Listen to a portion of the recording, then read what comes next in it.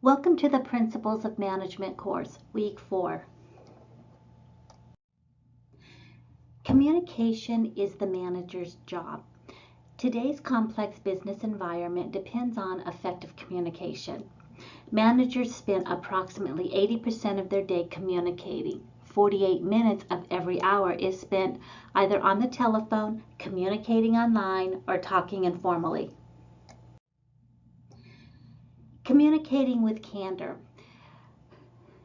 Communicating with candor means being very confident, having a very positive approach, using I statements, sticking to the facts, being very, very clear, being very specific, and direct in your requests. Nonverbal communication is sent through human actions and behavior. My father, when he crosses his arms, that tells the rest of the family that he's very defensive about the topic. When he makes a certain face, that means he disagrees, and then he speaks out. So we know more about his nonverbal communication before he has even had the opportunity to speak. But communications represent body language, facial expressions, gesture, touch, and use of space. Now I'm moving from change to the theoretical, I'm moving from communication to the theoretical area of change. There's an author by the name of Kurt Lewin, 1939, and he designed the force field analysis. The force field analysis after identifying a problem situation and reviewing the literature, doing the research, the person who wants to institutionalize change or propose change comes up with two different alternatives or interventions to solve that problem. Kurt Lewin says that there are driving forces and restraining forces, and that the driving forces represents the advantages to the change, and the restraining forces represent the disadvantages to the change. Kurt Lewin then says that you arbitrarily assign points to each of the advantages and disadvantages to come up with, and the alternative that has the highest points is the one that the author would want to propose.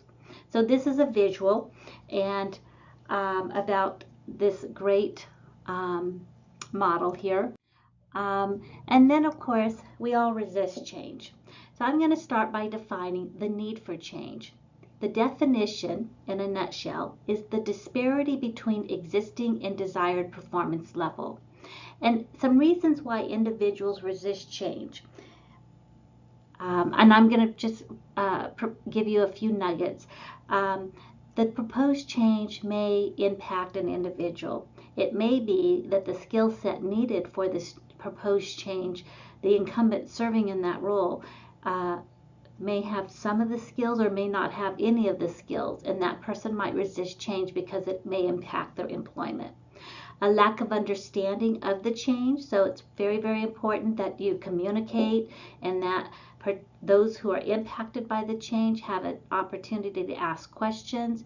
It may be that employees do not trust upper management or the CEO, and it may be that they're just still very uncertain about, if we go with the proposed change, is that going to be any different than what currently exists, the status quo? Now I'm going to move from change to Maslow's hierarchy of needs. You may have already read and learned about Maslow's hierarchy of needs. This just differs a little bit in that it addresses the workforce.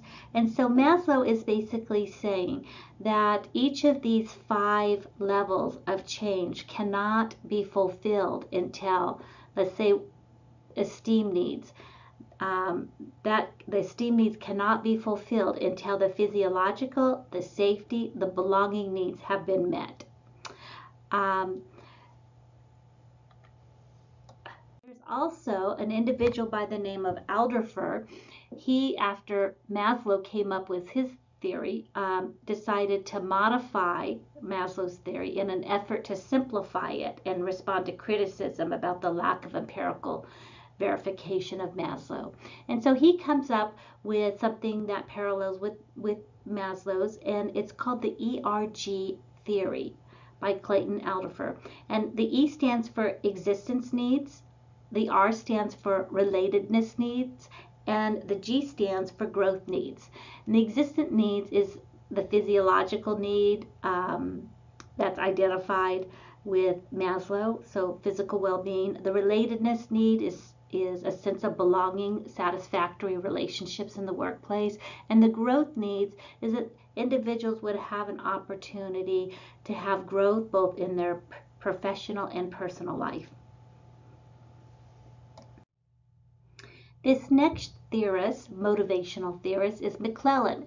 And McClellan states that individuals are motivated either by achievement, affiliation, and power. And so there's a survey in MindTap that will allow you to answer some questions, and then the scores are calculated for you. And then you would know if you're affiliated by power or achievement or affiliation. Now I'm moving from employee motivation to stages of team development. The famous author Truman Tuckman put together this model, and the 5 stages of team development are forming, storming, norming, performing, and adjourning. Back in 1989, he added the adjourning stage. At first it was 4 stages of team development. He came back and he said he wanted a 5th stage, which is adjourning. And so for each of these stages of team development, there's a central theme. And the central theme for forming is that members are becoming oriented, and they're establishing norms, which are sets of expected behavior. Then they move into the storming stage. And if conflict is to exist in the storming stage, it's going to exist in the 2nd stage of team development. So disagreements, conflict, the team moves through that conflict, and now they're coming together, and that's referred to as the norming stage. So they've established order, they're much more cohesive, and they're getting ready to go on stage and perform. And so the overall theme for the performing stage is that there's cooperation and problem solving. And then in 1989, he added a 5th stage, adjourning, and that's where the project is completed or the task is completed. Now, for each of these roles, there are tasks. For each of the stages of team development, there are task-oriented roles and there are maintenance-oriented roles, or referred to as in this slide, socio-emotional roles. So the task roles for each of the stages of team development are things like initiating ideas, giving opinions, seeking information, summarizing, and energizing. And for those who are much more relationship oriented or maintenance oriented, they want those individuals are performing in roles such as they're the encouragers, the harmonizers, those who are, who will say a joke just to help relieve the tension. They're following and they're compromising. So these are task and maintenance roles. Team norms, as I mentioned, that transpires in the 1st stage of team development is simply expected sets of behavior. Some examples might be, we will meet every Saturday for the next 5 weeks at 8 o'clock on Saturday morning. Or we will treat each other with respect. Or it might be, we will finish our project at 50% midway at midterms. So those would be norms. They're informal standards of conduct. Now we're moving from stages of team development into the conflict theory area. Before looking at conflict styles, it's important to know what kind of conflict is transpiring in any given situation. Let's say it's a perceptual conflict, which is the easiest type of conflict to resolve, and you do that through communication. But then let's say the conflict is about values, and that is the most difficult type of conflict to resolve, and it's almost impossible, especially when belief systems are in place. Maybe one person believes in pro-life and the other person strongly believes in pro-choice. Or one parent wants to send their child to private Christian education schooling, and the other wants their child to go into public education. And then depending upon, and then there's another kind of conflict, and that's referred to as tangible conflict. And that conflict is where they're arguing over money. Well, we know that issues that center around money may, after dialoguing, may be resolved by compromising, or one may need to accommodate or collaborate, but there's a way to resolve tangible types of conflict. And another kind of conflict is about roles and responsibilities. So now that a change has been made, my role will be A, B, and C, and my responsibilities will be the essential functions in the job description. And so that can be resolved also through communication and compromising.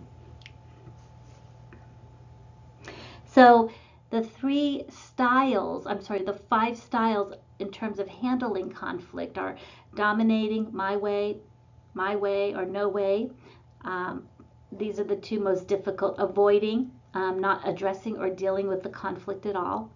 And then the other is accommodating, someone who's not really affected by the change, who might say, or who doesn't care for conflict at all, and they'll say, whatever you guys want to do is fine with me.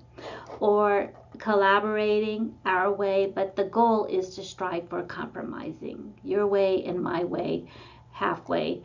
And so these are the 4 conflict styles. In MindTap, you can take a survey and answer questions. MindTap will calculate the points for you, and it will show you what style you are of the 5 styles presented here. Reaching for win-win solutions. 3 nuggets. Separate the people from the problem, focus on interests, not current demands, and generate many alternatives, interventions for mutual gain.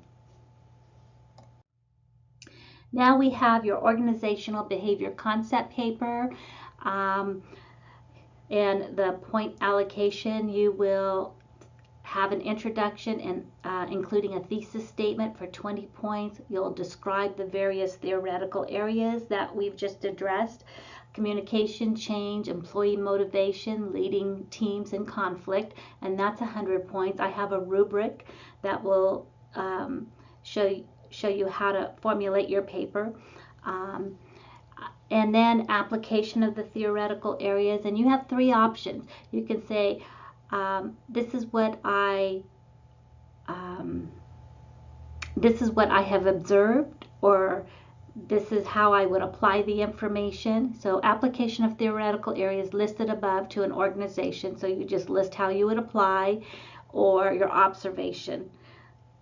And then provided Christian worldview, 20 points, and then conclusions and recommendation, another 20 points, and APA, 20 points, and quality of written communication, 20 points, for a total of 200 points. I wish you the very best. If you have questions about your assignment, please write me or call me. I look forward to seeing you in week 5.